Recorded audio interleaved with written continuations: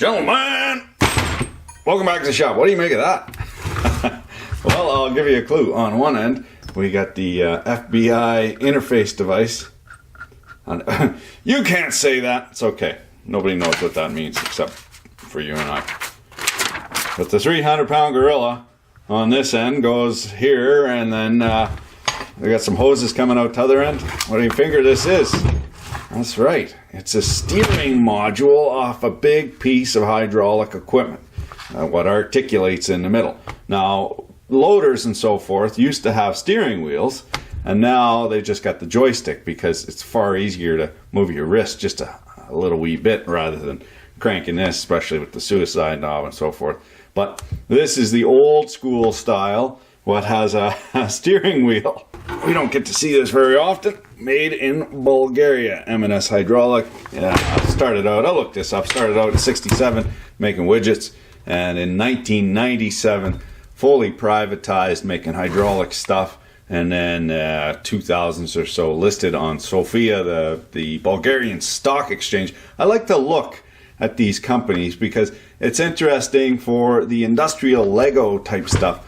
If you sort of get an overview of the share price, you can sort of see where the overall economy is going, because when people are working and shit is happening, these guys what make implements and all sorts of industrial Lego, they do quite well. They make a fair profit. So it's interesting to me, and they are doing what appears to be quite well, a booming business. Despite what the cool kids might tell you, don't let anybody tell you otherwise. Work is a good thing. I know next to absolutely fuck all about this. So, we refer to the hive mind. We got ourselves a little schematic here. 1, 2, 3, 4, 5 ports. We got pressure in port with a check valve. We got the tank port that goes back. That's zero pressure. We got left and right steering cylinders for going widthwise. And we got LS. What is LS? Well, this, because it has LS, which is load sense. Yeah, I'm not going to write it down.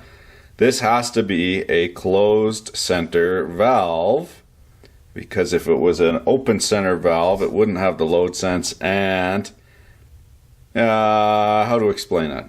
Okay, so closed center valves, there's two types of valves in hydraulics. There's open center, and they work with gear pumps. Gear pumps, of course, positive displacement. They're always putting through a certain amount of flow. And if you stop up that flow, pressure goes through the roof, goes over the relief valve, heats up. So you need a valve that is open center so that the flow from the pump over here can just go straight through the valve when it's in the center position, straight through the valve, back to the tank. It doesn't build up any pressure, doesn't build up any heat. Now, this load sense with the closed center, that means that there is a variable displacement pump, probably a piston pump. So what happens is once the pump comes up to a predetermined pressure, say 2000 psi, it de-strokes. So instead of continually pumping, all it's doing is pumping a little bit to make up for all the leakage in the system. And then what happens is, so there's 2000 psi working here, but the pump isn't working. The pump isn't actually flowing anything. It's just flowing enough to maintain that pressure. Then, when we move this valve over, the load sense sends a signal, a hydraulic signal, to the pump to say, hey, we need that swash plate over, we need more pressure. So that's what's going on with this valve. A little bit complicated. I will get in, I'm going to do a 4-part or 5-part or whatever. We're going to build some hydraulic implements, but just so you know sort of the lingo. You don't have to know what it does, but just know that there's load sense, open center, closed center. We'll get into it. Taking step by each. I know it looks complicated because it is, but you break it down into tiny, tiny bit-sized pieces, what you can comprehend, and you don't have to understand the whole thing. It's you minimize, or you there's a word for that. There's a word for that. Where the fuck is Lisa Simpson when you need her? So pressure coming in. There's a check ball here, so pressure can come in, can't come out, but there's also a spring of a thing. So pressure has to be of a certain value in order to overcome that. Unseats that check valve, goes up here, gets blocked off by this check valve, goes to the spool body, 3-position, multiple way, lots and lots of ways. So This is actually a spool valve, or it could be a rotary valve that's going to move back and forth and open up ports, close up ports. So that's that. That's deadheaded in the neutral position. So recall, in the neutral position, this is closed center, so any flow from the pump just gets deadheaded. Now, this is interesting. We have a pump internal in here.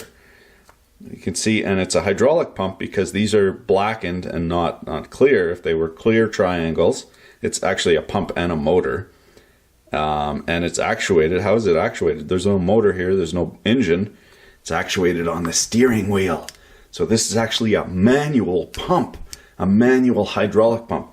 So 300-pound gorilla, 300-pound wing nut, just a given her on the steering wheel. What does that do? That turns the pump and pumps fluid into this valve, but it's deadheaded.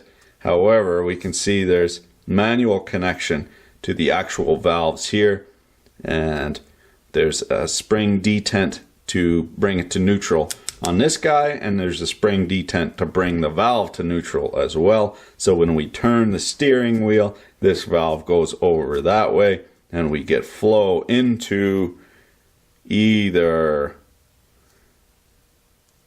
what is going on here. I got to look at this. I can't explain it until I understand it myself. I think I got the gist of it, not to worry. If I make a mistake, I'll hear about it. So pressure comes in, we actuate the valve here, and pressure goes either to the left side cylinder and exhausts the right hand cylinder. So this shuttles over. We can see the pressure gets brought over to the left, or if we shuttle over that way, the pressure gets brought over to the right, and the left hand cylinder exhausts to tank.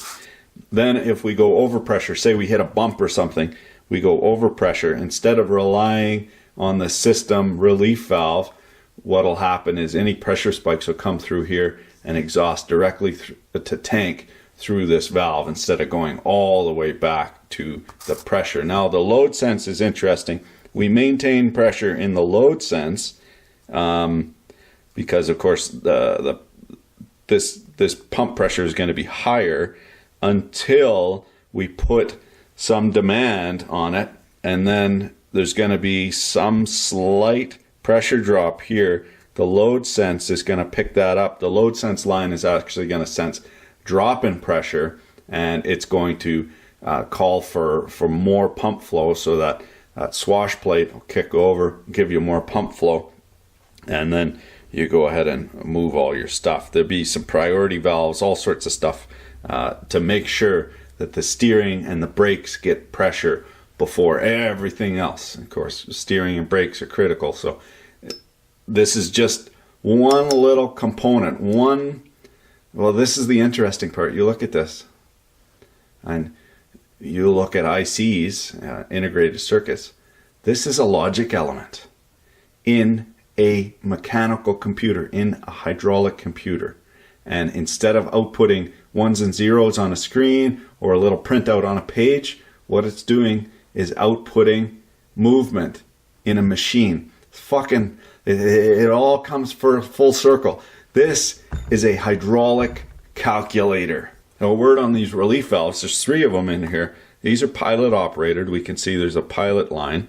And then if pressure comes in here, if the pressure overcomes the spring force, then this kicks over and allows high pressure to go directly to tank. Same thing on the other side. The same thing with the load sense.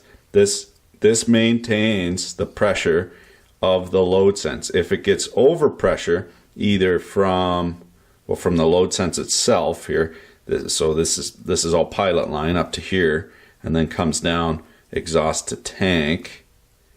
If that tank pressure gets too high, why would it do that? Why would it do that? Load sense.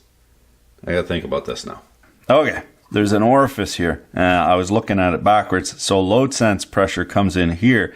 If it overpressures, this shuttles the valve over, drops to tank, drops off any pressure. So it is a relief valve, but there is a pilot line going to the tank. So if there is pressure in the tank line, that assists the spring tension and means that we need more pressure to get this to go over. So this is maintaining a pressure differential. that this little pilot line allows us to maintain a pressure differential. So if there's a lot of flow to tank, of course, the more flow, the more fluid flowing in a conductor, the more resistance there is to that flow, the conductor being a pipe or a hose or whatever. So we want to maintain the differential pressure in this load sense, and that is why this pilot line has that guy in here. So not getting too deep into it, that's essentially how it works. Mechanically, you shuttle over the valve, and mechanically you put some pressure in to some of these sense lines in each block here. But overall, all you're doing is shuttling this valve over, and the pump is doing all the work to get the cylinders to chooch back and forth. So here's the valve itself, and I think this was aftermarket or manufactured. This is pretty crappy. Big long shaft here, only the one bearing at the top, weeble wobbling all over the place. Not the greatest, and we do have some Nord locks, locking washers, and we will test that, of course, in the Torstruct-O-Matic at some point, but not today. And then just a spline shaft that actuates the valve, the pump and the valve. So how we get this apart, this is interesting here. Some paint on here, or just to say it's been torqued, but not on this guy. Oh, we're getting a wee whiff of the good stuff now. Release the schmoo. She's got some stank to her.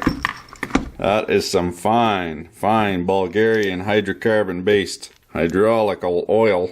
Let's make sure we get that right. That's got to go that way. Okay, yeah, pumping element. Very, very cool. Look at this. Well, if I can get it in, I'll show you what's going on. So here's the pumping element. This is cute, beautifully machined. It looks to be EDM'd and then lapped on the front and back side. Look at that surface finish there. Those striations this way, that has been EDM'd, but it is very, very tight fitting.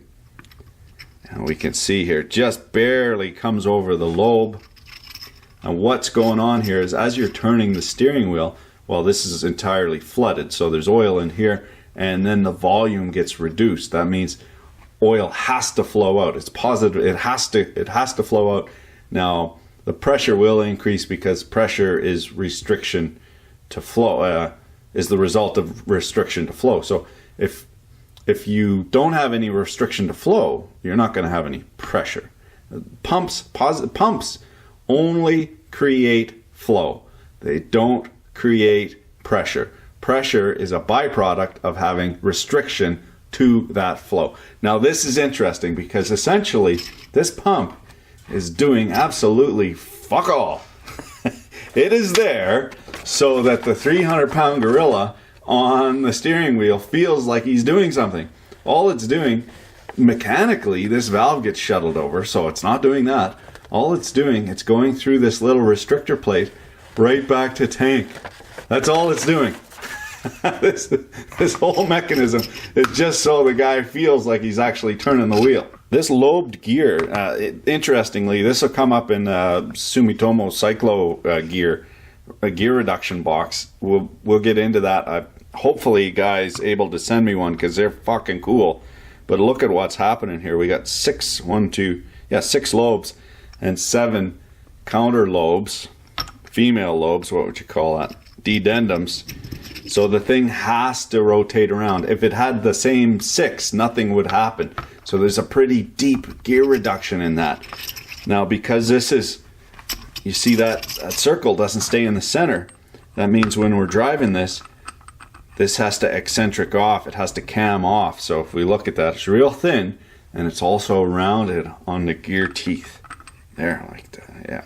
And the drive is just a dog, just a straight shaft dog, what would you call that? Drag link. This of course came out of the valve body, and that drives right in through. And that's just haptic feedback for the driver. Taking that A part, whoa, don't want to lose that. I see now why they put this. That's actually just paint witness for anti-tamper. because these are plugs, not fast. They appear to be plugs, not fasteners. And these guys weren't in there tight at all, so they needed that goo in there in order to make sure they didn't move.